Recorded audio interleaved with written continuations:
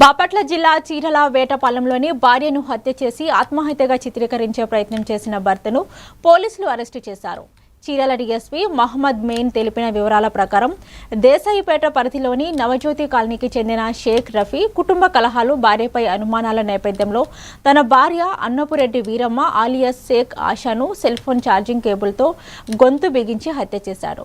అనంతరం ఘటనను ఆత్మహత్యగా చూపించే ప్రయత్నం చేశాడు. సాంకేతిక ఆధారాల ఆధారంగా నిందితుడిని అరెస్టు చేసిన పోలీసులు కోర్టులో హాజరుపరచగా రిమాండ్కు తరలించారు.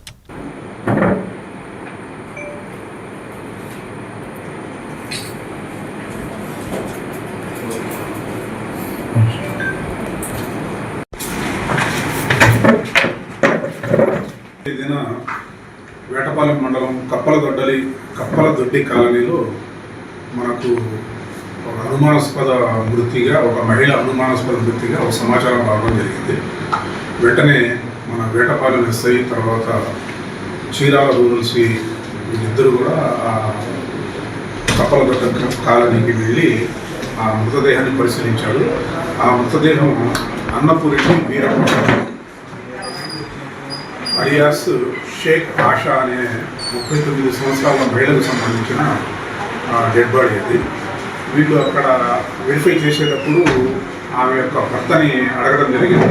ఎట్లా జరిగింది ఈమె అంటే, వాళ్ళ భర్త షేక్ రఫీ అనే అతను ఈమె కొద్దిగా కుటుంబ కలహాల నేపథ్యంలో తెల్లవారుజామున కొద్దిగా ఉరి వేసుకుని చనిపోయిందని చెప్పి చెప్పడం జరిగింది.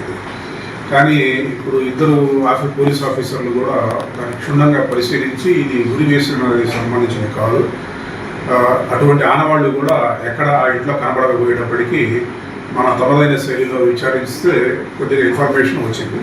ఆ ఇన్ఫర్మేషన్ మేరకు వాళ్ళిద్దరు ఎవరైతే మృతురాలు వీరమ్మ అలియాస్ షేక్ ఆషా, అట్లాగే ఆమె హస్బెండ్ షేక్ రఫీ, వాళ్ళని మాట్లాడిన తర్వాత వాళ్ళ కూతురు ఉన్నది.